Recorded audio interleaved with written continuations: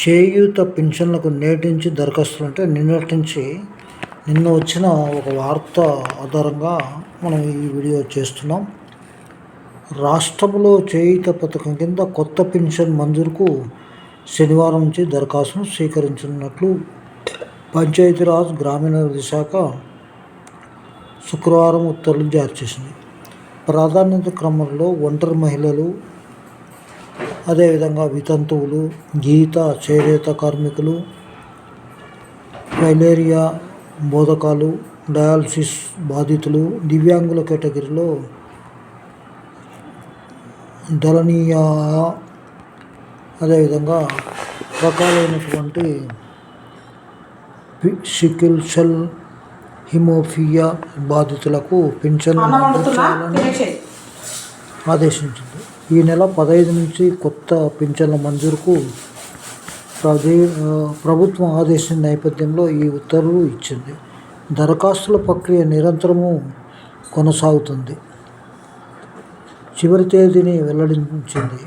పింఛన్లకు గ్రామాల్లో 1.5 లక్షలు ఆదాయం గురించి మాట్లాడుతున్నారు. పట్టణాల్లో 2 లక్షల కంటే తక్కువ వార్షిక ఆదాయం ఉన్నవారు అర్హులు. అంతకంటే ఎక్కువ ఆదాయం ఉన్నవారు 3 ఎకరాల కంటే ఎక్కువ మాగాని, 7.5 ఎకరాల కంటే ఎక్కువ మెట్ట పొలం ఉన్నవారు అనర్హులు.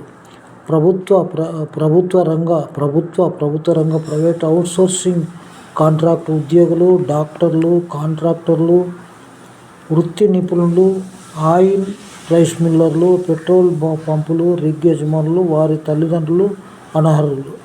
ఇప్పటికే ప్రభుత్వం లేదా స్వాతంత్ర సమరయోధులు పెన్షన్ పొందుతున్న వారు, 4 చక్రాల వాహనం లేదా వారి భారీ వాహనములు ఉన్న వారిని అనర్హులుగా పరిగణిస్తారు. గతంలో దరఖాస్తు చేసిన వారు మళ్ళీ చేయాల్సిన అవసరం లేదని, అయితే తమ దరఖాస్తులు ఉన్నాయో లేదో పంచాయతీ కార్యదర్శులు, వార్డు అధికారుల ద్వారా ధృవీకరించుకోవడంతో పాటు ఉత్తర్వుల్లో పేర్కొన్నారు. కొత్తవారు చేయూత వెబ్సైట్ నుంచి దరఖాస్తు ఫారం డౌన్లోడ్ చేసుకొని దాన్ని నింపిన తర్వాత గ్రామాల్లో పంచాయతీ కార్యదర్శులకు లేదా మండల ప్రజా పరిషత్ కార్యాలయంలో సమర్పించాలి.